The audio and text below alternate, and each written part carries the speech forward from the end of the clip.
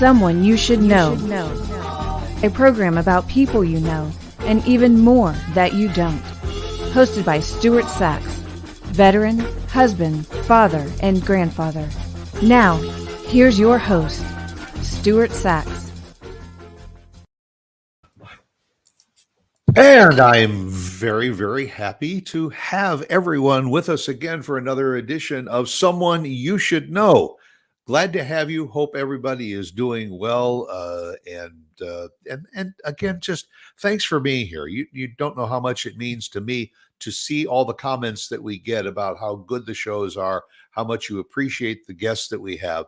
And also, I have to give a shout out to some of our sponsors, to Christine Dean, who is the DFW Networking Diva. All you got to do is add a .com after that, and you can find out what she's all about. And also to Irving Chung, who is a franchise specialist. Reach out to Irving if you have any questions about what franchising is all about and maybe what opportunities you might be interested in. And also to No Sweat Experts. When your air conditioning goes out, you give them a call. They're there promptly, efficiently, affordably. So reach out to those folks and everything, and we thank them very, very much for being the sponsors of our show. This morning, I have a very good friend, a good friend of Frisco, a good friend of the whole DFW area, and a funny guy. I think he's a funny guy. He's laughing. He's laughing in the green room right now. So let's bring him out of the green room. Bob Zak. Hello.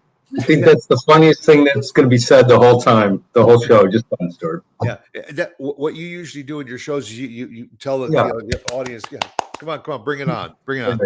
That's enough. Yeah, bring it on. No. Well, Bob wears several hats, and all. He's is the vice-chairman now of the Theatre Frisco, and currently. In production right now with A Gentleman's Guide to Love and Murder, a phenomenal show. Just found out yesterday, I think there are only a few seats left, not for this coming weekend. They're completely sold out, but the following weekend before it closes, go online, theaterfrisco.com, check it out. You don't want to miss this production. It's absolutely incredible. And you've been with Theatre Frisco for many, many, many years, Bob, and you've seen it grow from a few shows a season to now we do 10 shows per or 10 performances per show. And so you've kind of seen it evolve into a small black box theater into something that's Broadway quality productions. Yeah, no question about it, Stuart, and especially with this latest, with this current production that we have going, A Gentleman's Guide to Love and Murder. We both saw it on Sunday. It really is amazing. For the first time, we've had two equity actors, B.J. Cleveland, who is outstanding, playing 9 different roles. And it's just been, it's just so great to see. And like you said, there's only like a handful of tickets left. So I'd love to tell your audience, go out there and buy tickets, but you better do it like this minute because those 7 tickets that are available over the next 8 shows, they're gone. They're going to be gone. So, and just to take you from how far we've come in at least the 10 years that I've been with the theater, just to speak to the talent level alone. 10 years ago, I was acting in shows at the theater. That's how far we've come. That's how far we've come. They were bringing in the B talent. They really were. I can memorize lines and learn my blocking, but bringing characters to life is a whole nother ball game. And our current cast production has just been they're knocking it out of the park. And this is not just some kind of a revelation, Stuart. We've been putting on really quality shows for like the last 4 or 5 years, especially since we brought Neil Whitmore on as the artistic director. He's phenomenal, and he really has an eye for talent, and he's just very clever the way he stages productions, and it just starts with Neil. There's a whole production crew, Katie Dedman, who's just been a driving force and behind the scenes, really making it happen. And then you've got the guys like me who are in front of the camera, or not just the management side of the house. We don't do anything when it comes to production. We volunteer in that, but really the ones that deserve all the credits are the ones on the production team. And Shane's last name escapes me right now, but the musical director. Yeah, Shane Hurst. Of course, I can't forget Shane Hurst. Shane Hurst. In fact, there is a very special production that's coming up, and it's a one night show only. You can go to the website, theaterfrisco.com. You'll get information about all of this, but please look into some of the shows that are coming up for the coming 2022 season. Something's Rotten is one of the shows. Starts off with another musical, Jerry's Girls, which is going to be a fine show. Over the River, Through the Woods, and Same Time Next Year is one of my favorite shows. I enjoy Same Time Next Year. That was originally, I remember there was a movie with Ellen Burstyn and Alan Alda were in the movie.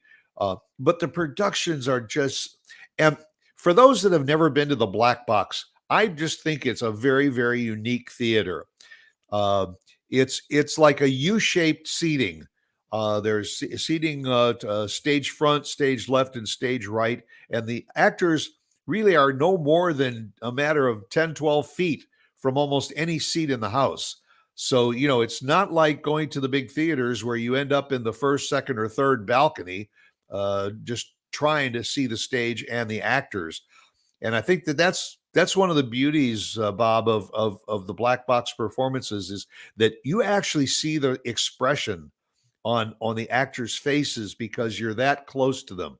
It's that intimate relation, and there's only 100 seats, so it's not massive. The sound is great. Everything about it is. And thanks to you and all that you do to help organize all of the people, because it's not just actors saying their lines. Like you said, you got the technical support, you got the musical support, you got the stage hands that are doing the stage and scenery changes and all. And Neil, under his direction, it is like a fine tooth comb. And really, and a lot of the credit needs to go to the chairman and the president, and really the founder of Theatre Frisco, Howard Korn. He's been the guy for many years, and we would not be where we were if it wasn't for the tireless efforts of his and his wife Joyce Korn.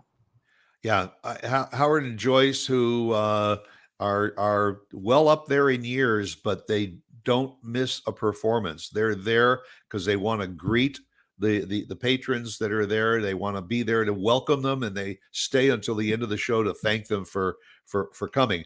And Howard and Joyce are legitimate actors. They've been acting for decades and decades. Don't do much of it anymore. But I think Howard goes back 30 years or something with Theatre Frisco. Yep. And then he started. Then there was a reincarnation of Theatre Frisco, maybe about 12 or 13 years ago. Him and Joyce did Love Letters, and that was kind of the first show that kind of brought Theatre Frisco back. And actually, I think at that time, and when I first joined the board, we had about I think we had about $5,000 in the $500 maybe in the bank, and now we have a lot more. I think we have like $750 now. So. Yeah, we've upped the game. Yeah, that was a joke. $750. Anyway, I have to explain my joke, so I won't. No, we have a lot of money. No, we don't. We need donations. We don't have a lot of money. We do have $750. I'm going to stick with $750. So please donate, folks, because ticket sales alone do not fund the cost of this production. And on a serious note, we do lose money on musicals, a lot of money, but we do it because we want to put on, terrific shows for Frisco. And I'm telling you guys, $25, $30 for a ticket. I got spit on the other day by Kyle Ignacio. I was in the front row. I got spit on. He's one of our equity actors. And you know what? I thought that was pretty cool. So you bought another ticket and said, "Do it again." Right. So anyway, yeah. you can't say enough about our productions, and they're only going to get better.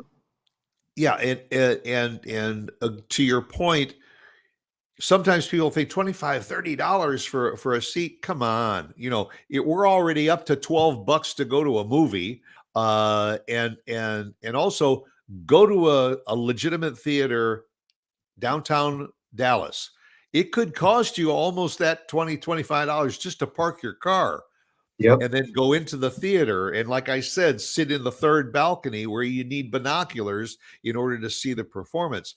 And, we're not unique. There are a lot of great community theaters around the DFW area. And a lot of the actors that are in our productions also acted some productions in some of the other area theaters. And people not only follow certain plays and certain genres of plays and everything, but a lot of them follow actors. And I was absolutely amazed. BJ Cleveland has got a tremendous Texas following. And for those, I got to tell you, when he performed in Gentleman's Guide, I thought I was watching Nathan Lane. He is absolutely the quality of a Nathan Lane.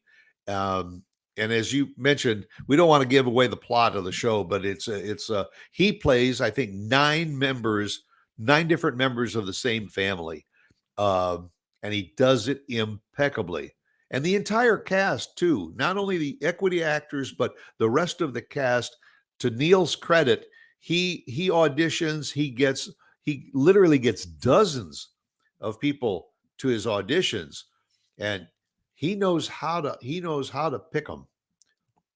Yep. And plus, and aside from all of that, we also pair actors, and that's not it's almost unheard of. I mean, there's a lot of theater companies that don't pay their actors, and because a lot of actors, they just want to be on stage. That's what they love to do, and they'll do it for nothing.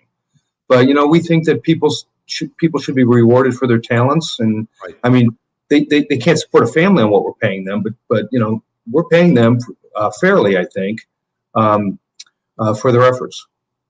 Our I know that the season ticket sales have been going up almost every year, and that's a credit to the kind of productions that we get, that people want to go, whether it's a serious play or it's a comedy or it's a musical. They just want to be in the theater. And I'll put in a plug, because I also am on the board of Theater Frisco, and one of my areas of responsibility is in advertising, and they put out a playbill for every one of the performances, and 10 performances, 100 people, we get almost 1,000 people per show. And if you have a business and you would like to reach that audience of theater goers, great playbill for restaurants, for service organizations and everything. Reach out, let us know, because there's advertising space available in the playbill, and you drop a little coupon in there and people come flocking into your businesses. Well, I'm glad.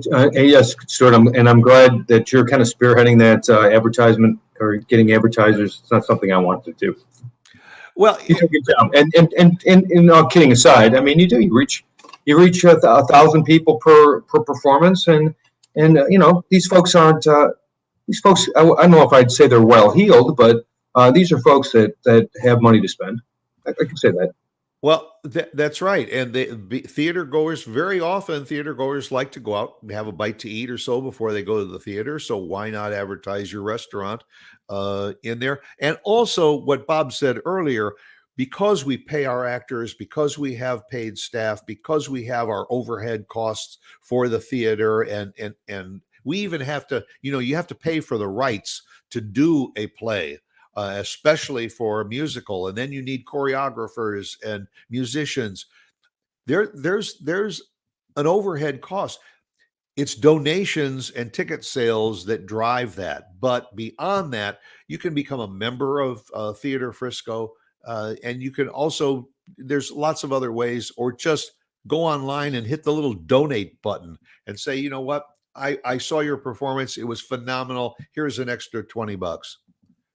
And a lot of performing troupes and performing groups and theaters have the same kind of policy. They don't want to have to give you a second class performance because they have to stick to a budget. Sometimes you got to spend the money to make money. And I know Howard always comes out before every performance and starts off and says, hey, please help us out with a little gift if you can. Okay, the last thing I'll say on that, Stuart, is it's a good thing we have Howard pushing these expensive shows, because I have a background in business operations, and when we first started talking about the show and how much money we're going to lose on, I was like, wait a second, why are we even doing this if we're losing money on it? And I've had to adjust my mindset too when it comes to this theater production company. Sometimes we have to take a loss to give audiences a stellar performance, and with the hopes that they will repay us with donations and attendance, of course, but donations too. And we should give a shout out to the Frisco Arts Association, because they have a program where they give out grants every year, and we've been very fortunate to get a grant. And that is where some of that money is utilized. And when we have a little bit of a shortfall on a production, it's their support and partnership that also helps. So your whole background is not in theater. You didn't study theater, did you, or did you? Oh no, I was a business major. I have a BS in management, and you got a lot. You got a lot of BS, Bob. Well, that was low-hanging fruit. I didn't think you were going to grab for it. But you stepped right into that one. Yeah, I did. No, I have a business background, but I've always had I kind of was a class clown sort of, when I was younger, and I've always kind of liked to make people laugh. So I did stand-up comedy for a long time, starting in my 20s, but on and off, mostly off, and just open mics. But I did a lot of them, and then when I moved to Dallas in 2001, I was doing something for work, and they had asked me to find some entertainment for. And speaking of United Way, we were talking about United Way before the show started. We made our goal for United Way, and so management wanted to reward our employees, and they asked me if I could find some entertainment. And this was 20 years ago. And I went online and I found this improv troupe in Fort Worth called 40 Weekend, and I didn't even know what improv was really.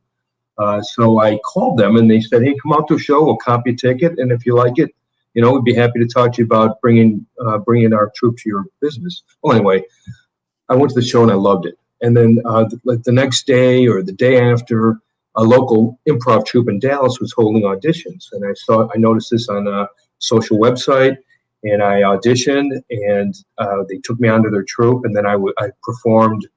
So I've been really doing improv for about 20 years, close to 20 years. I was with a group called Comedy Sports. They were downtown Dallas. They've since moved out to McKinney. But I always wanted to start my own troupe. So after doing about 200 and some shows with Comedy Sports, I felt that I had enough experience to start my own thing. And when I started doing, and now fast forward to me meeting Howard and being in the show and being on the board, and just we got to talking, and I told him about improv, and he thought, this is a way for us to reach out to expand our reach, because most of our theater goers are elderly, right? So improv appeals to a younger demographic. So we started the troupe. This was 8 years ago. So we started this troupe in 2012. We've been doing one show a month since then. So this is our ninth year. So we've been quietly doing improv here for 9 years, monthly shows in the Black Box Theater. And as you know, I started expanding to, actually what happened was probably over the last 2 years, people started asking me if I taught classes. And after I got enough inquiries, I started saying, well, yes, I do. I do teach classes. And then I had been to so many classes of my own through 4-Day Weekend. I took 2 years of training through them. There was a comedy club down in Dallas. I took a year of training with them. So I have a lot of experience. I've always been a lifelong student of improv. And now I've expanded it to having classes. I had a class just before the pandemic started, which you were in, Stuart. And then I just finished a second basic class that ended about 3 weeks ago. That group wanted to keep going, so I wrote a lesson plan for a level 2 class, and Stuart, you were willing to join that as well. So now we've got a class, and it starts Thursday night. Our first level 2 class for Frisco improv players starts tomorrow night.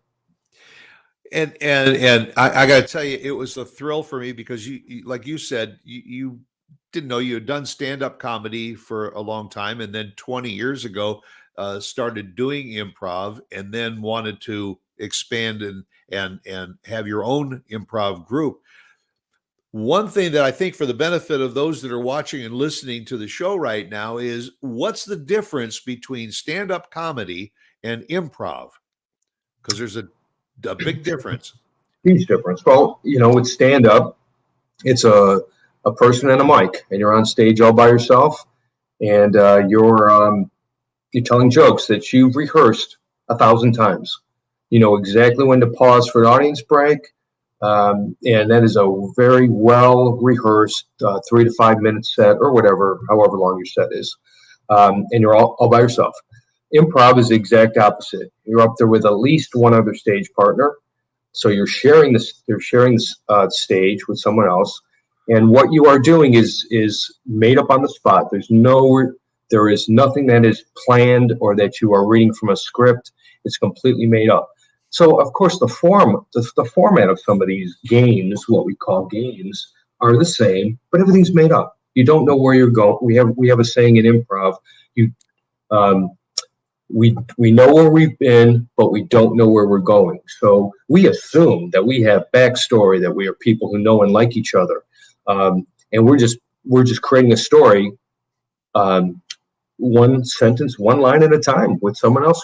You're building it. So there's a lot of different skills involved too. When you're dealing with someone else, there's trust. There's a listening. There's eye contact. There's just a lot going on with improv, and frankly, I think it's harder than stand-up. The hardest thing about stand-up comedy is writing new material. That's the hardest thing about it. Go ahead, sir.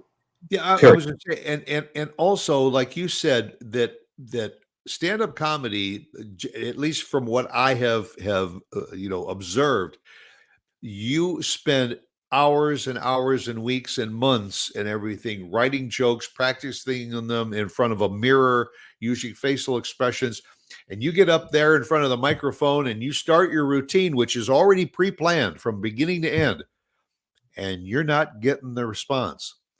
You are slowly maybe digging yourself a little hole, and unless you can adapt your jokes to the audience, and all, it's tough. With improv, you've got buddies, foxhole buddies that are right in there doing it with you, and as you said, with improv, the fun thing is the name of the game might be the same, but what you do is you ask the audience for a suggestion. Who's your I like what you always say at the beginning. Who's your favorite Teletubby?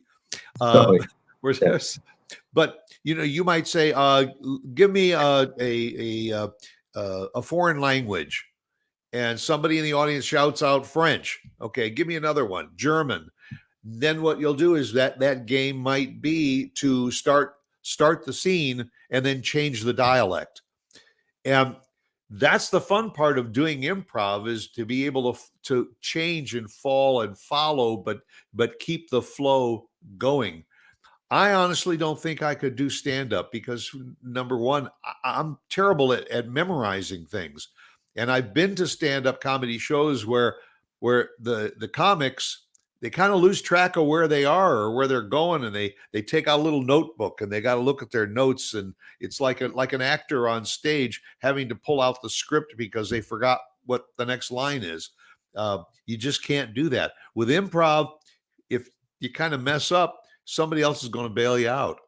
Right. And that's not to say, I hope I'm not making it sound like stand-up is easy. It's not. It's not easy. And you're right. I've had many a night where I'm just bombing. The audience is hating me, or I'm following someone who just killed and has a completely different style than I. And sometimes I would just end the set early. Sometimes you just got to cut bait. But yes, with improv, it's you've got someone on stage with you, and it's so when you're out there bombing, at least you're bombing with someone else, and really there's some comfort in that. There's some comfort knowing that there's someone else up there with you. And as my job as the host of the show, just to be clear, I'm not one of the performers. I'm a host now, and there is a skill set involved with that as well. And really, my biggest job is to make everyone look good. So I especially the folks that have been with me since the beginning. I know what they're good at. I know and a lot of them are good with accents. And you know what? I showcase those skills during the shows. I select games that will allow them to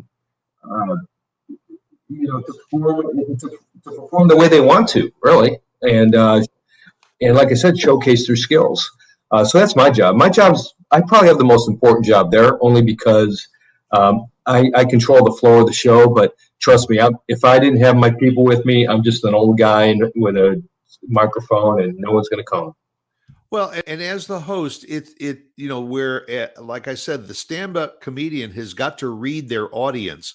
And if, say, the audience is laughing at jokes about senior citizens, you better have a couple more backup jokes and everything to keep that going.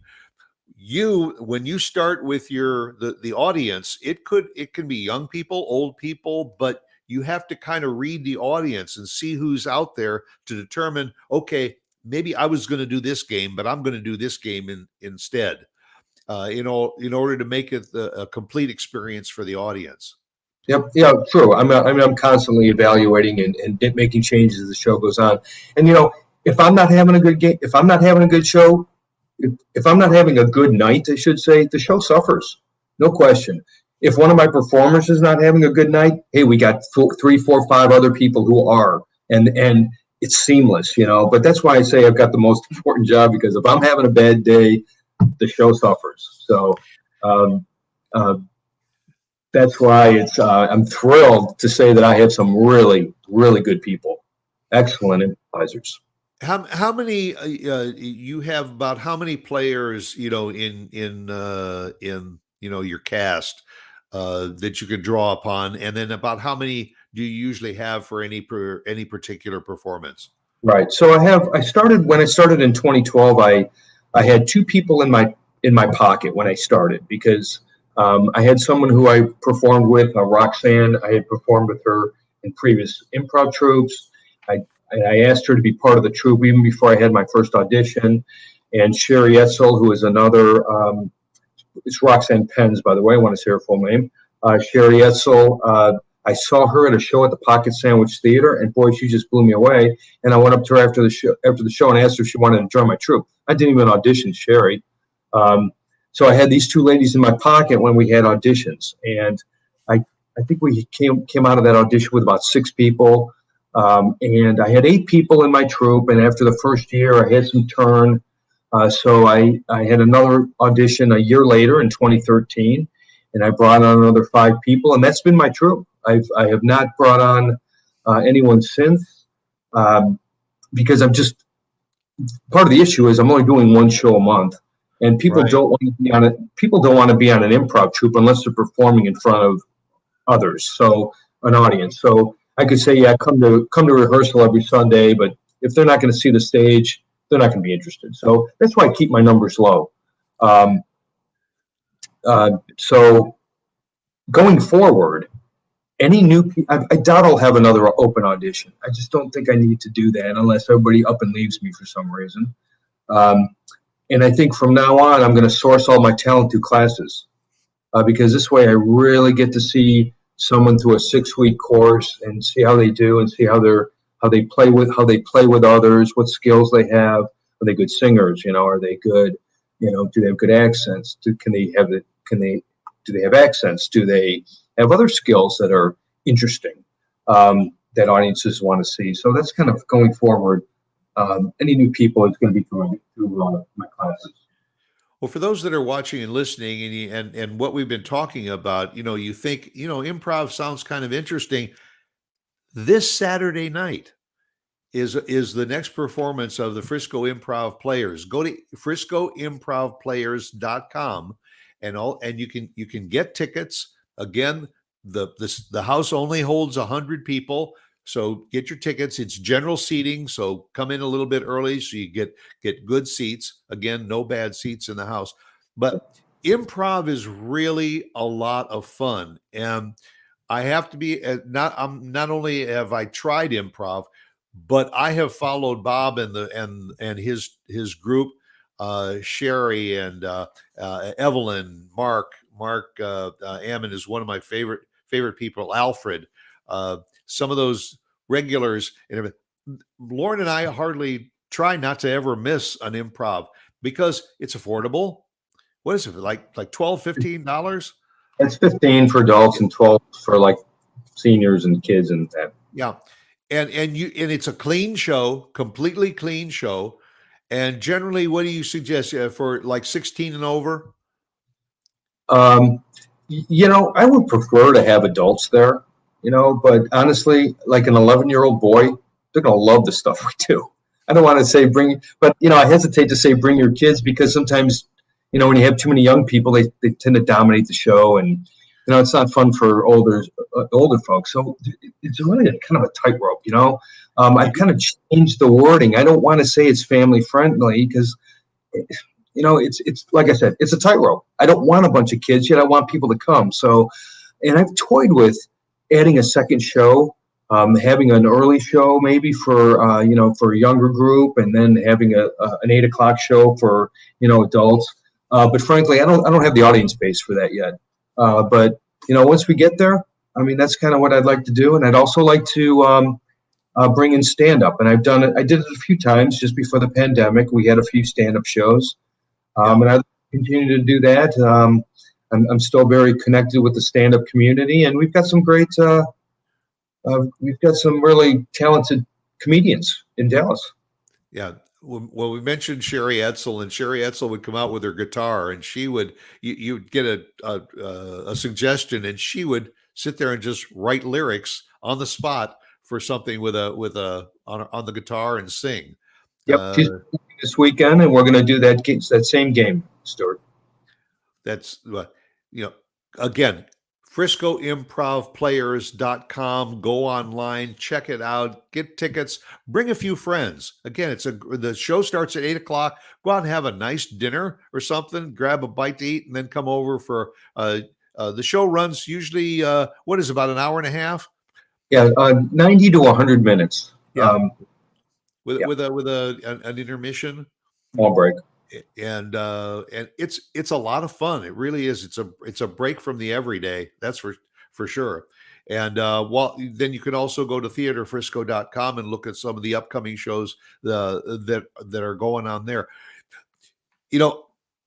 My wife has always, you always ask for audience participation, and my wife's always given me the elbow in the ribs. And why don't you go out there? No, I don't want to. I've always been a little shy.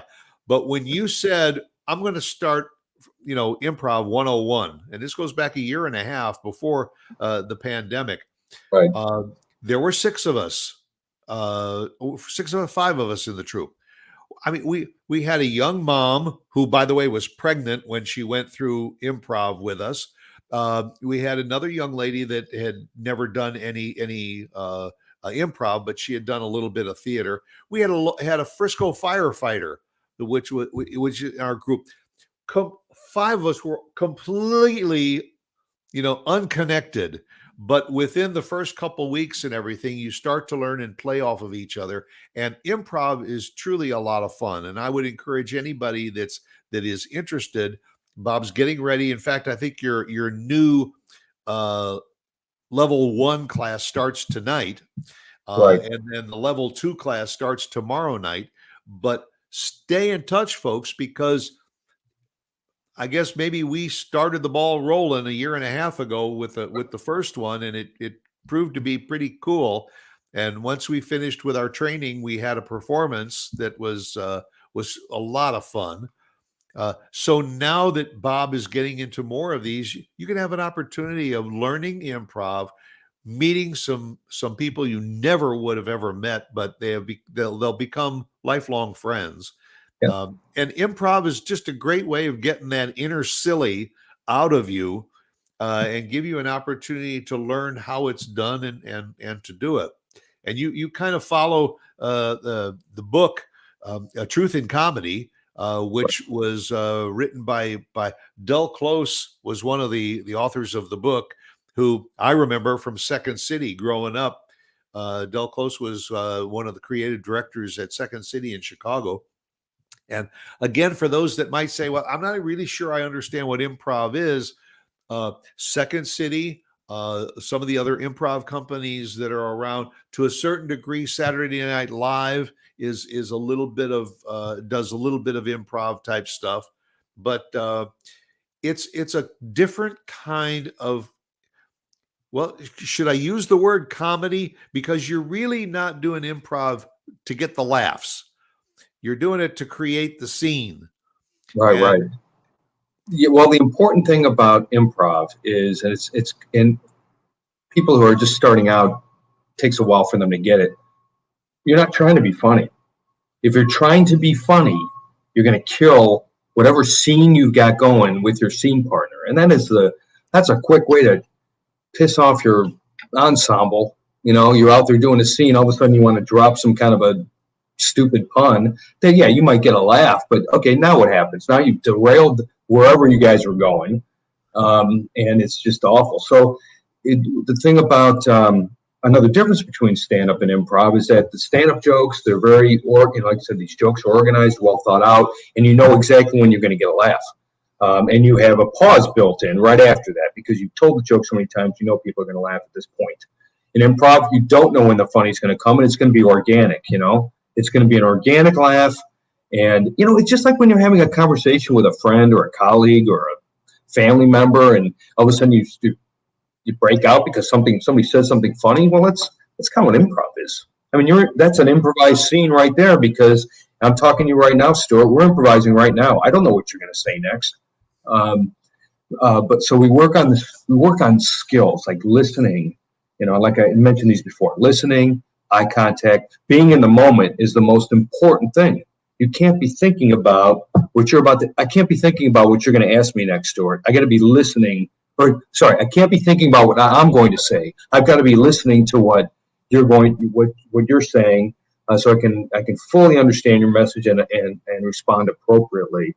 So yeah, it's huge, but it is, in the end, it is comedy because you're creating a scene. You're creating a scene for the scene's sake, and if you hear somebody reacting with a laugh, fine. That's like the icing on the cake. And it's, you know, when you finish with the scene, and you get applause, that's also the icing on the cake.